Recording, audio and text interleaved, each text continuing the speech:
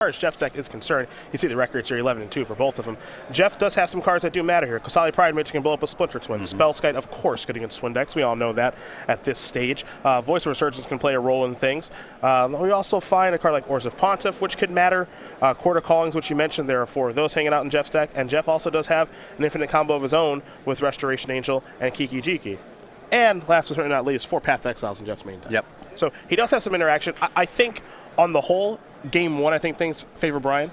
We'll see how things play out, and then we'll get to the sideboards, of course, when we do have some time. But for now, number 7 and number 3 are battling here, and Brian going to search up an island with that Misty Rainforest. Play a Serum Visions, and we are underway here in round number 14 of 15 from Cincinnati.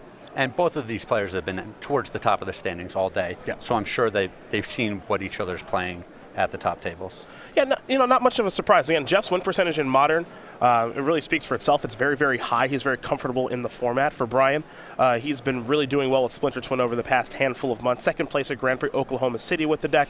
We've seen some other results as well from Brian with this strategy. He's really embraced this, and he's doing very well with it this weekend as we head back Jeff's way.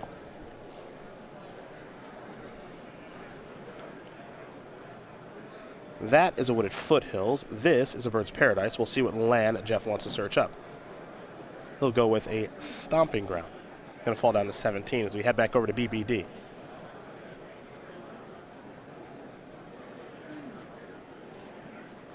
It looked like Brian kept a land on top and sent a Lightning Bolt to the bottom of his deck with that Serum Visions on turn 1. He's going to go Lightning Bolting on Bird of Paradise right now. Yep, there's a Bolt on the bottom of the deck. A basic Mountain. See Brian actively not searching up dual lands. There is the one of Fulminator Mage in Jeff's deck. He's had the opportunity to get Steam Fence twice, electing not to. And he's also just preserving his life total. Also true. Here's a Wall of Omens. See what land Jeff wants to search up with his Windswept Teeth before drawing a card. There's a Sacred Foundry. 2 more damage here for Jeff. And we see Jeff not preserving his life total. Yes. No fear in paying for these lands. Yep. I think the thought process here is if I'm going to lose, it's going to be by infinite damage. There are games he can lose that involve Lightning Bolt and Snapcaster Mage. So need to be a little wary about that, I would think. But he's not afraid to pay life, and his deck does have a lot of different colors of mana as well. As here's a Deceiver Exarch. Going to tap down the Sacred Foundry. Fulminator Mage was the draw there for Jeff. A Horizon Canopy and a passing of the turn. Brian will draw. Picked up a copy of Snapcaster Mage. A couple copies of Snapcaster Mage in the hand right now. And we'll see if he wants to start getting some value out of those mages. He has the Serum Visions, or he could just attack into the wall and flash back the Lightning Bolt. He's going to go with Snapcaster Mage. And he's just going to cast Serum Visions. He'll draw a card, picked up a copy of Pestermite. Lightning Bolt, Misty Rainforest. Those are the cards he's looking at here for the Scry.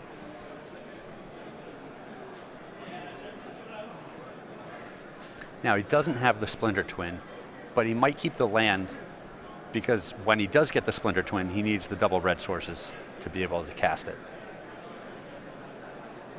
Looks like both cards going to stay on top here for Brian. Never a good feeling to see your opponent keep both Scries. Yeah, it always makes you nervous. For Jeff, it's a Ghost Quarter.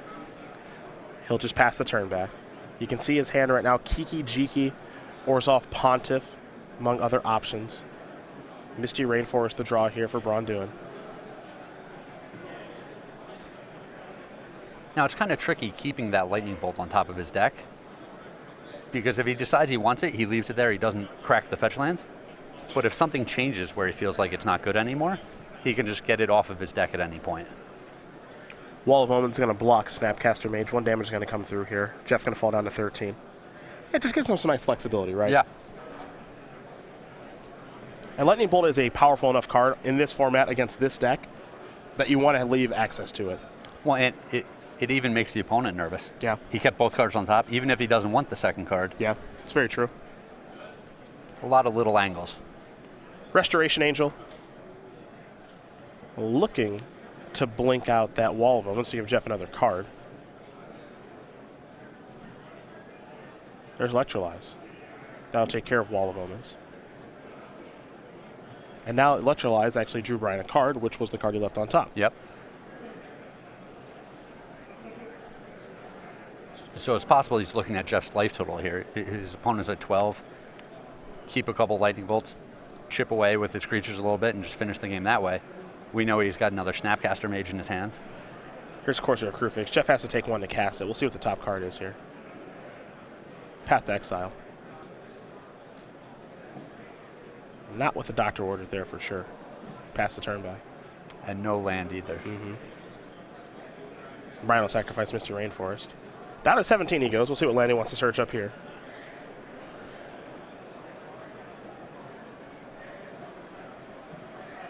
This time he'll go with the Steam Vents.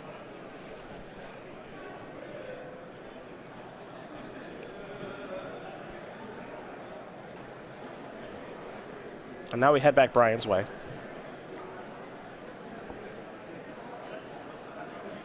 And you saw Jeff not want to attack with his Restoration Angel there. I think he's identified that his life total is low enough that he needs to start playing cautiously. Deceiver Exarch's going to come into the red zone. Love this attack. Oh, yeah. I like a double block even more.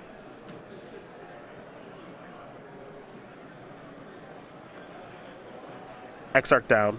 1 damage up to the Courser. Yep. We're going to see a Lightning Bolt finish this off.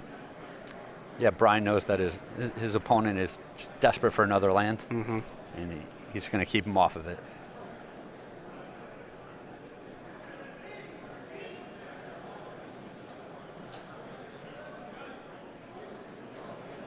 Now, we go back to Jeff. Path to Exile the draw. We all know that, given the Courser. But Jeff's mana's coming back to hurt him a little bit here, as there's a Fulminator Mage. He's able to leave Path to Exile up here, which is pretty nice. Yep. But he does not have the ability to cast Courser of Crewfix. He's having difficulty casting multiple big spells in one turn. And I don't even know if he can attack with this Restoration Angel here, because he has to have the fear of going to 9 and worrying about this Lightning Bolt nonsense. Yep. Scalding Tarn the draw here for Brian. That'll be land number 5.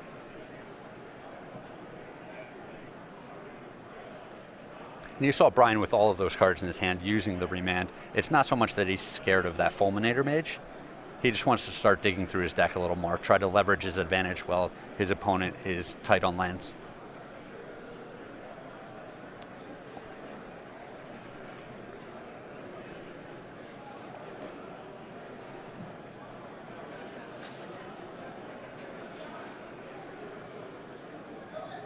Razorverge Thicket looks like the land. And now Jeff going to pivot into Scavenging Ooze.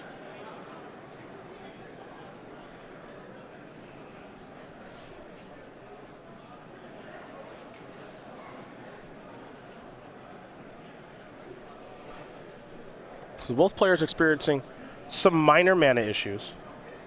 A little bit, but we're still seeing a lot of back and forth. Yeah.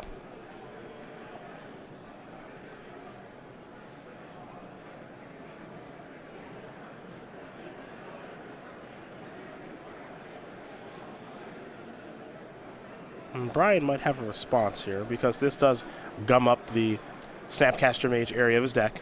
Scavenging Ooze is out there. And Jeff is trying to make life pretty hard on Brian right now. Brian, however, will sacrifice the Scalding Tarn.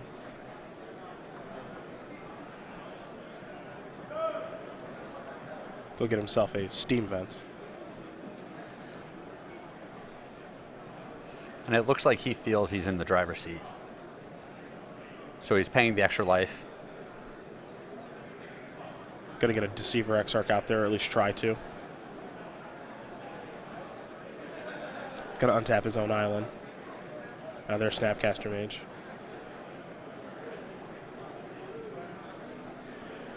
And now Ooze is gonna resolve. Just good sequencing there.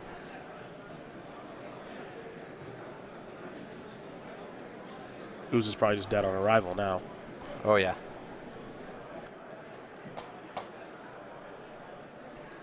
So there is Lightning Bolt being recast. Path to Exile. That'll go after the Deceiver Exarch here while Brian is tapped out. And now lightning bolt will resolve. And this whole exchange was kind of a win for Hoogland there. You think so? He's not scared of being killed instantly. The lightning bolt went after one of his creatures, not after him. Okay. And his opponent used a lot of cards. Okay, fair enough. Mr. Rainforest to draw here for Brian. That's a land. There's a Pestermite. Brian looking to get aggressive. Yep. Jeff going to fall down to 7. Jeff will draw a card. Razorverge Thicket.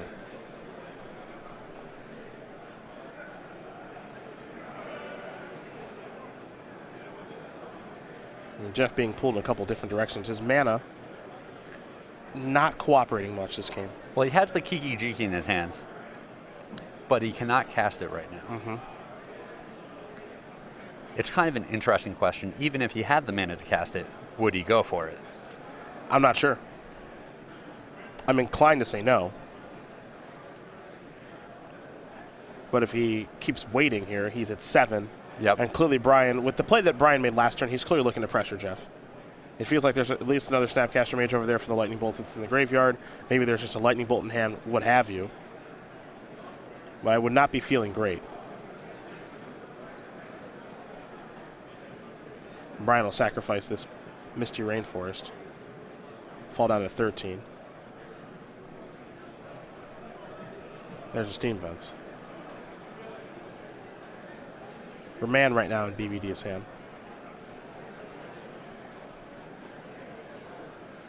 And there's also a Snapcaster Mage. So those are the 2 cards that are left. Both pretty good ones. For now, though, Brian will just untap. He'll take a draw step. Picked up a Sulphur Falls. That'll be the land for the turn. Here are the attacks. Restoration Angel's going to jump in front of Pestermite. Ryan will fall down to 3.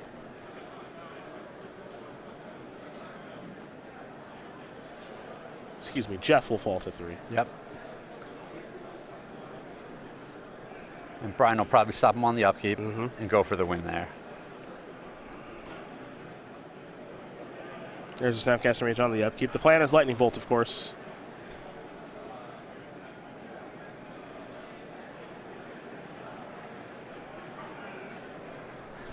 And it looks like Jeff is going to try to cord in response, as that's the only instant speed move he can make. But he knows he can't find a way out of this one. Braun-Duin is going to win game number 1 here over Jeff Hoogland. Blue-Red Twin up a game here over Kiki Cord. As we turn our attention to the sideboards here, and we will start with Jeff Hoogland, who has an Energy and Explosives, 3 Lightning Helix, 2 Slaughter Games, 3 Stony Silence, a Spellskite, a Reclamation Sage, a Fulminator Mage, an Eidolon of Rhetoric, an Obstinate Baloth, and a Linvala, Keeper of Silence. What options do you like here? I would think a card like Linvala that serves multiple purposes would come in. It's always going to be good as a threat, and it's insurance against the Splinter Twin combo. A lot of these other cards don't seem great to me. The Spellskite will probably come in. I'm not a big fan of a lot of these others, though. For Brian's side, 3 Jace Architect of Thought, 2 Blood Moons, 2 Rose, 2 Vandal Blast, 2 Rending Volley, a Karanos God of Storms and a Gate, and is a Static Caster, and an Anger of the Gods. Do you see any reason maybe to switch into the less Splinter Twin, more controlling route for this matchup?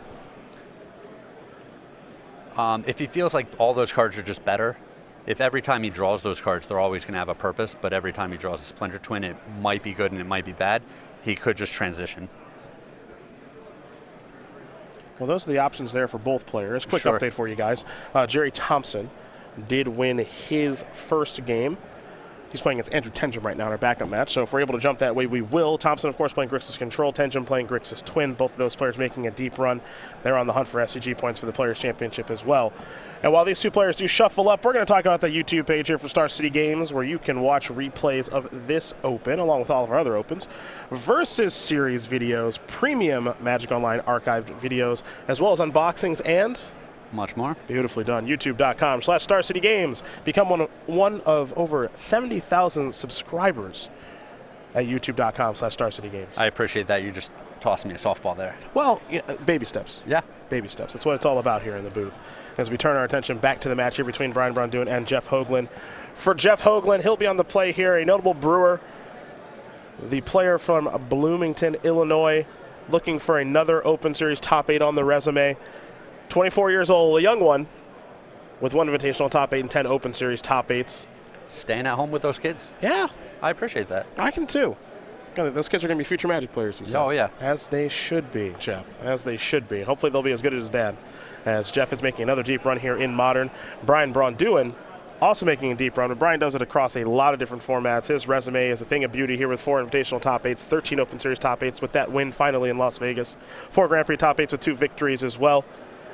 Former valedictorian. Learned to play Magic a little bit later. Sure. In college.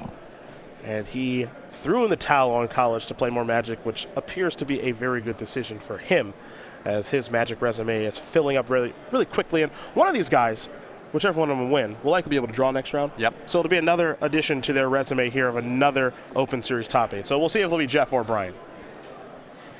But it's been impressive to watch them both play here this weekend, both making deep runs in formats they are very, very comfortable with. And we have what's shaping up to be a pretty nice top 8 here this evening. Yeah, and I want to see what Brian did with his sideboarding here, because he does have the option of going the controller's route.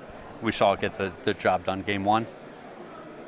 Yeah, the thing about Splinter Twin that I like about it, but it also makes it frustrating, is it just really, it can beat you a lot of different ways. Yes. You can play towards the combo, which people have to respect the entire time they play against you. You can play a Lightning Bolt Snapcaster Mage, which means you try to preserve your life total quite a bit. And as we saw in that particular game, Brian, you a couple Snapcaster Mage, play a little controlling role, then pester your guy on my turn to get through 4 points of damage, and then all of a sudden Jeff has to put the brakes on in a big way. Yes. It's a scary deck to play against because it has so much flexibility. And you could see how those early fetch lands that Jeff searched up ended up paying the price for him. Yeah, we saw with Brian's fetch lands, he was searching up basics. For Jeff's, he was searching up non-basic Ravnica Shock lands. He dealt himself 6 points of damage in the early turns of the game. And then all of a sudden, Lightning Bolt, Snapcaster Mage hits, Pester Mage hits. They played a role in things. Yep. The tough part here for Jeff's deck, however, is I think a lot of the time he has to aggressively search up his lands like that. Yes. Because he's so all over the place. Yeah, he's this wacky 4-color deck, and the fetch lands are so important for his deck, but he's got to be able to play his spells on time, too. And it's likely that Brian brought in the Blood Moons. Okay. And we'll see if he can slam one of those and just really hamstring Jeff here. I want to see Jeff's basic count. It's got 2 forests, a plains, and a mountain, so but he has to be careful early. For sure. 4 Birds of Paradise, a Wall of Roots. He definitely has some fixing available to him, but as you mentioned, he's got to be careful. Here's a Birds of Paradise off of an Overgrown Tomb. Ooh, there it is. Yeah. He said it was going to come in. I think he at least has 1 Blood Moon in his hand. Not sure if he has 2. I think we're going to see him actively search up at Basic Island here. All right, well, just ignore anything I have to say. Yeah, thanks for that, Brian. Nope. He could be trying to hook him. Sure. Searching up non-basics. I don't have Blood Moon in my deck. What are you talking about?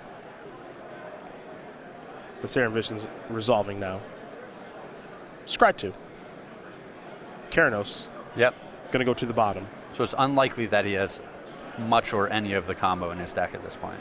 Basic forest here for Jeff. Spellskite. Bird of Paradise. Pass the turn back. All of a sudden, Blood Moon looks a little foolish. But Brian does have cards in his deck list like Electrolyze that can take care of those birds. That would be a sweet one. Misty Rainforest, the land. Pass the turn back over to Jeff. Jeff will draw a card. Looks like a Razor Verge Thicket in the passing of the turn. And Brian will draw. It's a copy of Serum Visions. Brian has also boarded in a copy of Rending Volley, as that's a clean answer to Restoration Angel that Spellskite cannot redirect.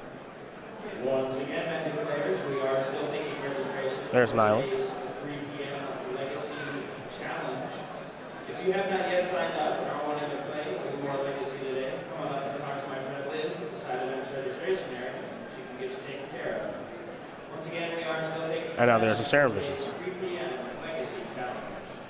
That's. Was that a Splinter Twin? Did not see one.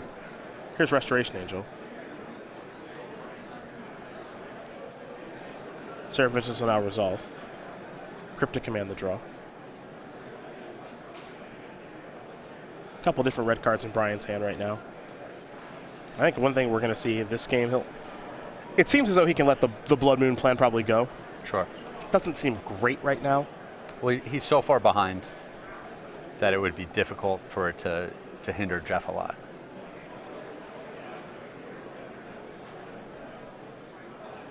Here's 3 mana. There's Courser. We'll see if this resolves. Brian with that rending volley in hand.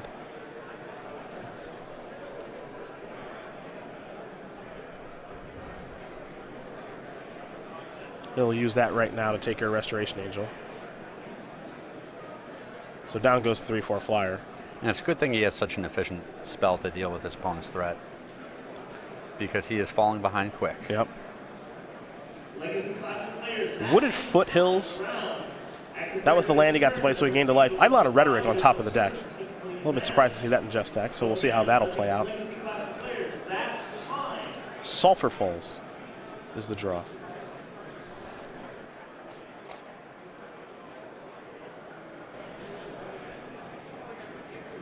That'll be land 4.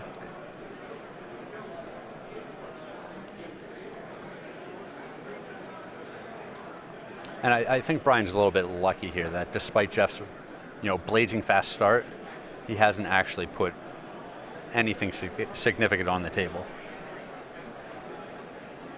Path to Exile is the reveal here. Yeah, Courser is a threat, but it's not the end of the world.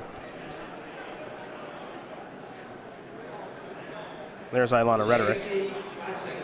Cryptic Command looking to stop that.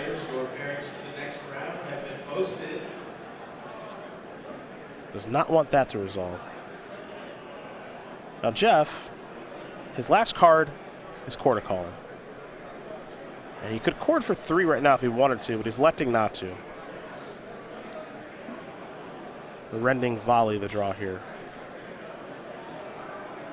There's a Desolate Lighthouse. Now this is a Jace. Brian putting his shields down a little bit here. Jace will go up. Yeah, he was probably more willing to do that because he drew the Rending Volley. Standings are coming out. Path to Exile, the draw there for Jeff.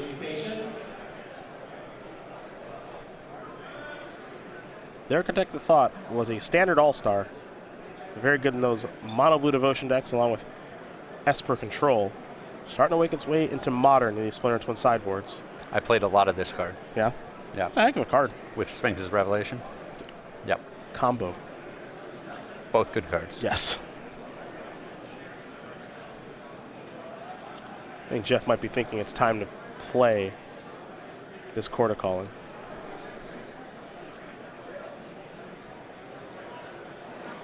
And it appears as though it will resolve. Maybe think an Eternal Witness. Yeah. Get back Court of Calling. A little value there. I would sing Can I Get a Witness if I could sing better. But I don't think it would be enjoyable for anyone. I think I'd enjoy it greatly, so by all means. Can I get a witness? Okay, no, I regret my decision. Yeah, well, you warned me. Yeah, you warned me. I tried to avoid this situation. This is my fault. This is my fault. Jace is going to go down to 4. Thankfully, the singing has ceased as we head back Brian's way. Well, the effort I can appreciate. I gave it 100%. I know that. Dispel the draw. That's a fairly good draw here. Yeah. Brian's thumbing that Blood Moon a little bit. Does have Splinter Twin in hand.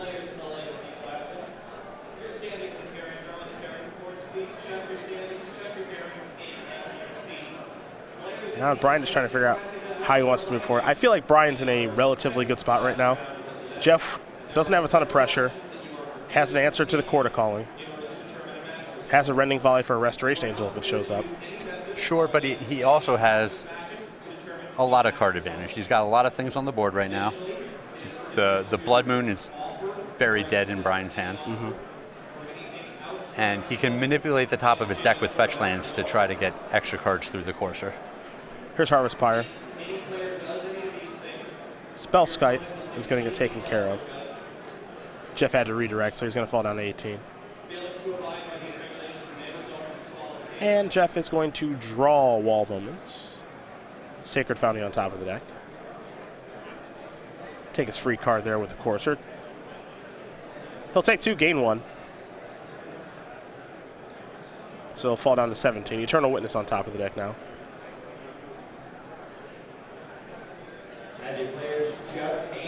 And now there is the Wall of Moments. Eternal Witness will be drawn. Top card of the deck, Plains.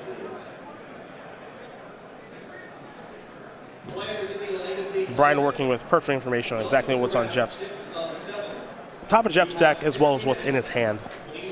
But Jeff, to me, is in a pretty good spot here. He does have the cord, which Brian needs to be careful for. He's got the Witness to get back a card, maybe the cord. Okay. And then he has his insurance policy in the Path to Exile, so he can't just get instant killed at any point. Jace is down to 3. Heading back Brian's way. Obviously, Brian could put together the right package of cards. But I think if he ever tried to go for the win, he would need to be able to stop the cord and the Path to Exile, as well as casting the Splinter Twin. Which is a lot to ask for. Agreed.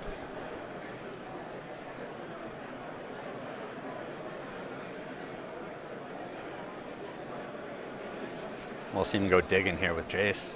Yeah, I feel like at this stage he's kind of giving up on the Jace now. Things have changed enough. Yes. Twisted Image, Roast, and a Sulfur Falls. Those are the 3 cards. Time to chop them up. We talked about this just a little bit last night at dinner. The mini baby Factor Fiction. Oh, yeah. Yeah. It was really something back in the day, casting Factor Fiction. This is one of my favorite moments of Magic. I love the Factor Fiction dynamic. Here's this information face up. You split them, I'll decide what's important. And Brian going to take Roast and a land, Twisted Image going to go to the bottom. Sulfur Falls.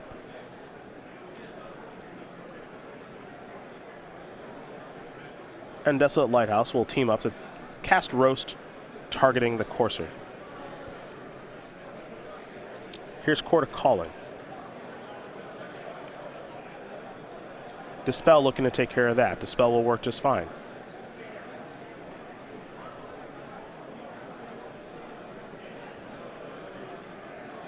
And I think Jeff is surging here just for the information. He's going to get another look at the top card of his deck. If he likes it, great. If he doesn't like it, he's got another fetch land that he can sacrifice. Firelit Thicket, he does not like. And also by doing it this way, he also doesn't take any damage. Yep. Pay a life, gain a life, stays neutral, gets some info. And he's found some basics here as insurance against a potential Blood Moon. Let's see what's on top now.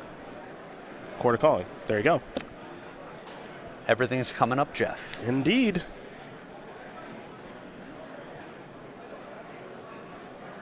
Roast unresolving, as is Dispel. Brian will pass the turn back. Jeff will untap. Court of Calling, of course, the draw to go along with Path to Exile and Eternal Witness.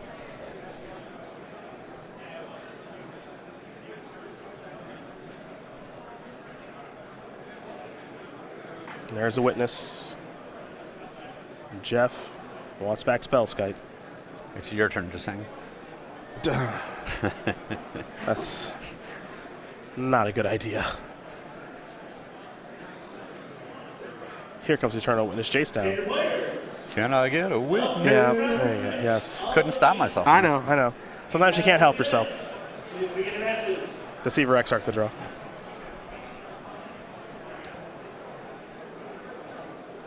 Yeah, Brian's so close, but he's so far away still. Yeah, now he's got nothing going. You know, Jace was doing a nice job of kind of clocking things, but as you mentioned, Jeff has done a nice job of just kind of building up small incremental advantages. Yeah, never really exposing himself. You know, he has the birds, a couple of basics, so the Blood Moon doesn't matter. He had the cord, he had the path, so getting comboed out wasn't an option. And now he has a board presence. Yep. And he's done a pretty nice job here.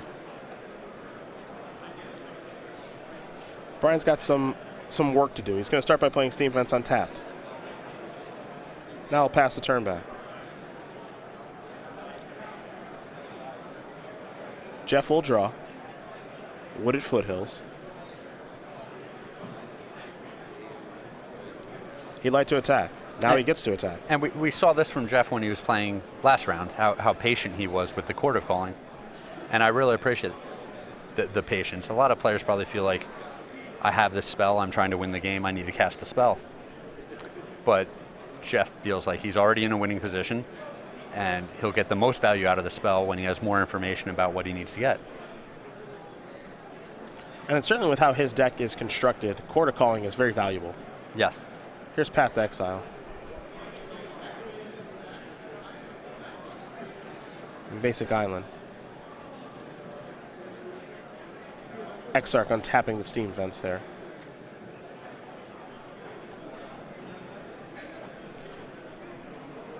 Braun-Duin going to fall down to 8.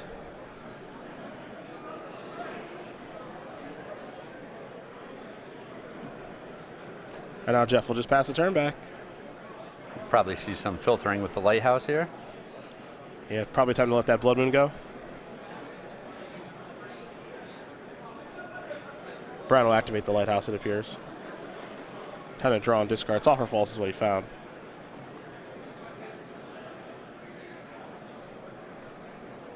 It's a little interesting because if you discard the Blood Moon, you give away that you have Blood Moon. Yep.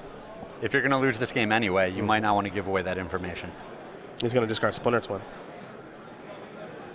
How high do you personally, as we're going to see Jeff cast Court of Calling, how high do you value the information game? Stuff like that. Very high. Yeah? Especially in something like this. If your opponent doesn't think that you have Blood Moon, it can just be such a blowout. You know, it's not like revealing that you have a roast in your sideboard or something. It is a Windmill Sam potential game winner all by itself. Court is going to search up Kiki-Jiki. Kiki-Jiki is going to copy Eternal Witness. Eternal Witness is going to get back the Court of Calling. And now this is something else that Brian is content with. And Spellskite is protecting all of the important pieces. Yep.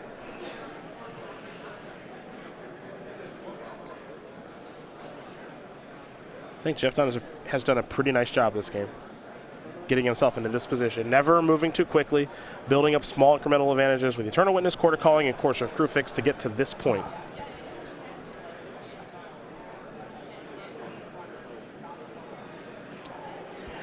Lighthouse activation, Misty Rainforest to draw. Brian will discard that Misty. There's a Sulfur Falls. Pass the turn back. The Eternal Witness copy is gone now. So now we go over to Jeff, who will quickly draw. Pia and Kieran Nalaar. Jeff will play a land. And this one might be over here. Yeah, I think Brian's just kind of going through the motions, letting his opponent finish him off. He actually played another non-basic land, maybe just to try to sell the narrative that he doesn't have Blood Moon. And also, maybe he just gets a little more information about Jeff's deck.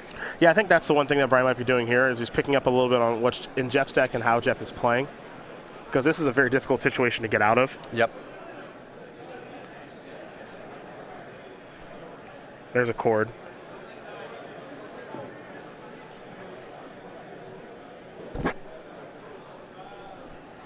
This deck is just built around Court of Calling.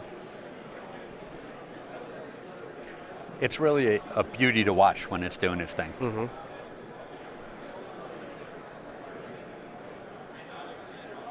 It's 4 mana from Brian. Perhaps it's Cryptic Command. It is. Jeff will sacrifice here. Basic Forest. He'll court again. I think this is probably going to be for Restoration Angel. Yep. There is Restoration Angel.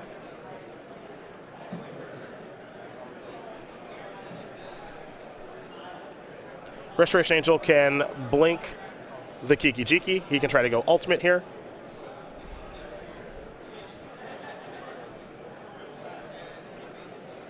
And if that happens, of course, Jeff wins on the spot. And if not, that's not the end of the world. Yeah, I mean, Brian's really forced to have another Rending Volley here. Mm-hmm.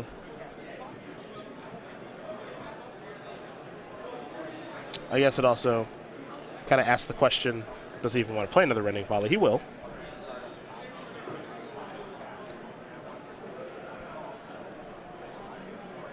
Restoration Angel. We're going to blink Kiki Jiki. Still a good thing to have untapped. Oh, yeah. Cryptic is going to resolve. Counter the cord. Brian will draw a card.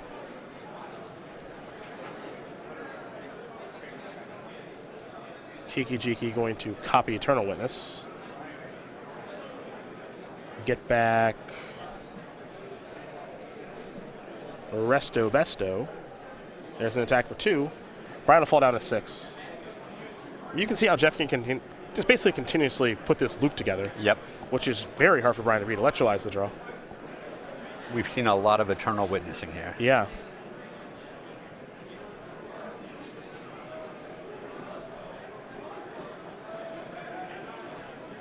I'm curious.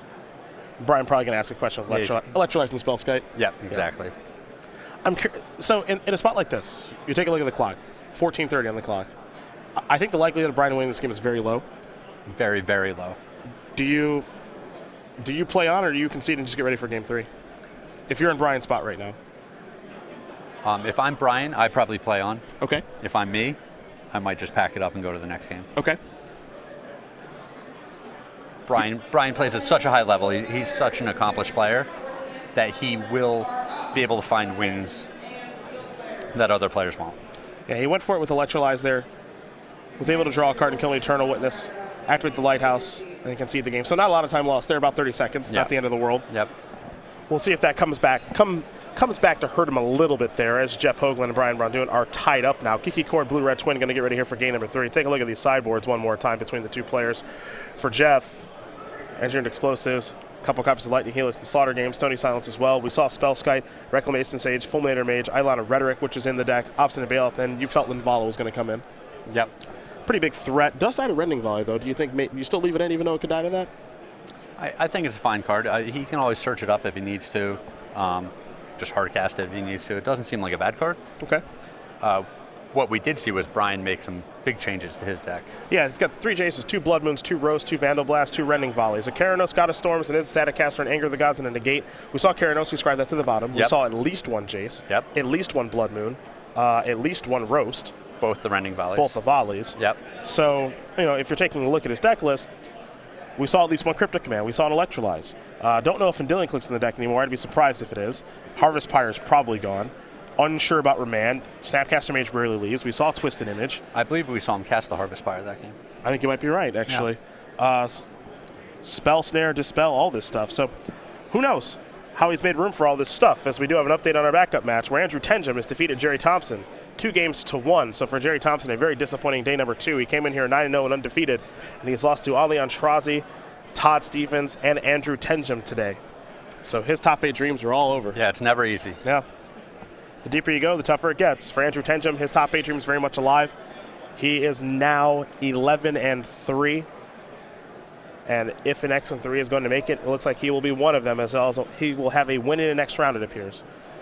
For Brian, it's the Serum Visions to start. We're going to see players play a little bit quickly here, I believe. Yep. There's a Birds of Paradise. And we see Jeff search up a basic. Twisted Image is going to take care of that. And Brian will get to draw a card. There's few things, that I feel better than Twisted Imaging a mana creature. It is a good time. It is brutal. Here's another Serum Visions. And for Jeff's deck, getting his mana creatures killed is, I think, pretty problematic. Yeah. Yeah, especially with how stretched his deck is. Misty Rainforest was the draw. He needs more mana, and he needs mana of the right color. Needs creatures, too. Yep. Court of Calling deck, after all. Jeff draws a copy of Kiki Jiki. Here is a Spellskite. And he'll pass the turn back over to BBD, who will draw a card. Snapcaster Mage. Ooh. Snap a Twist. A little Twisted Image. Yep. It's getting unfair pretty quickly here. Sometimes the cards just line up the right way.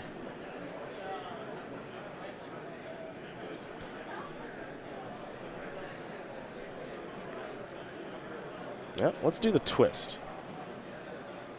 And Brian has to be super happy with this start. I wouldn't be able to contain myself. There's Eidolon of Rhetoric. I'm going to slow the game down a little bit. So tell our viewers at home what Eidolon of the Rhetoric does. Eidolon of the Rhetoric is basically rule of law. Each player can't cast more than one spell each turn, 1/4 body attached. There are some positives and negatives to this. You know, rule of law was an enchantment, so they kind of died of the same thing. A negative is that it's a white creature that dies to Rending Volley. Yeah. Yeah, so that's one of the poorer things of it. Here's a Deceiver Exarch on the upkeep. And Brian going to tap down the Stomping Ground. Plains the draw there for Jeff. Here's a Wall of Omens. He'll draw a card. Plains, pass the turn back. A lot of big butts here for Jeff, trying to clog up the board. Here come the beatdowns. Snapcaster Mage will be blocked by Wall of Omens. 1 damage will come through. Jeff will fall down to 12. Here's an Electrolyze looking to finish off the Wall of Omens. That'll work. Draw a card. And a lot of cantrips here out of BBD. So if all your removal spells draw cards, it's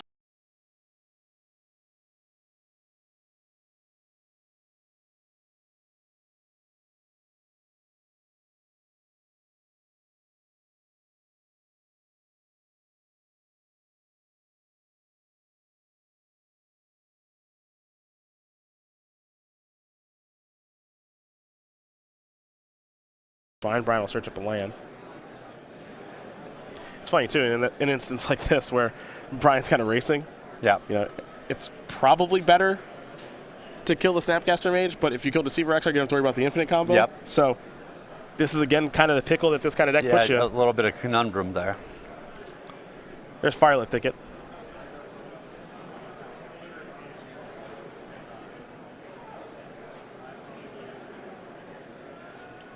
Jeff going to slow down just a hair. 8 minutes and 30 seconds left to go between these two. And Brian's just really in the driver's seat here with his counter spells being online when he's ahead instead of behind. He got to use his removal spells literally as efficiently as possible. Yeah. It doesn't get any better. Yeah. You know, plenty of lands to work with. Steam vents there for Brian. Here's a Deceiver Exarch. And now he gets to activate the Lighthouse. Average turn. Here's a Court of Calling for 2. Jeff in the hunt for his Spellskite so he doesn't die to the infinite combos. Brian's going to untap. He'll draw. Picked up another copy of Deceiver Exarch.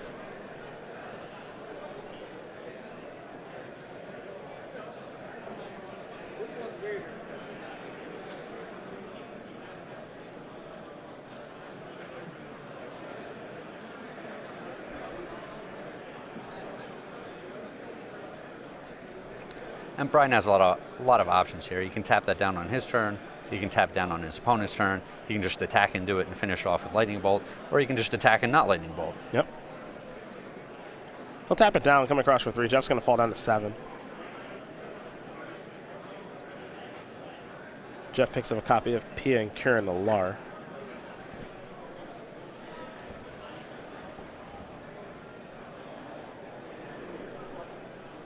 There's Pia and Kieran. And with Brian holding the Cryptic Command, depending on what he wants to do, he can counter the P and Kieran, bounce the Spellskite, attack for 4, and Lightning Bolt his opponent. He's chosen to draw a card instead. Is there anything Brian can't do right now? Lose, maybe? Yeah. I don't think he can lose. It seems difficult to do. Here's a Serum Visions. He'll draw a card, picked up a Snapcaster Mage, because why not? And that should just do it here. He's going to leave both cards on top with the Scry. If it's not over this turn, it's probably over the next turn. Here are the attacks. Jeff's going to fall down to 5.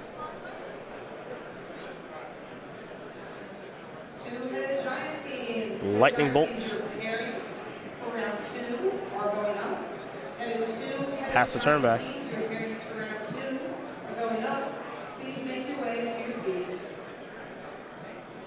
Ah, Kiji. This is, Not as exciting here. This might be the white flag here from Jeff as he will extend the Yep. hand. Brian Braun-Duin is going to win this match here over Jeff Hoogland. 2-1. Blue-Red Twin going to take care of Kiki Core. And for BBD, it's 12-2. It's the possibility to draw next round. It looks like another top 8 here for number 7 on our Season 1 leaderboard.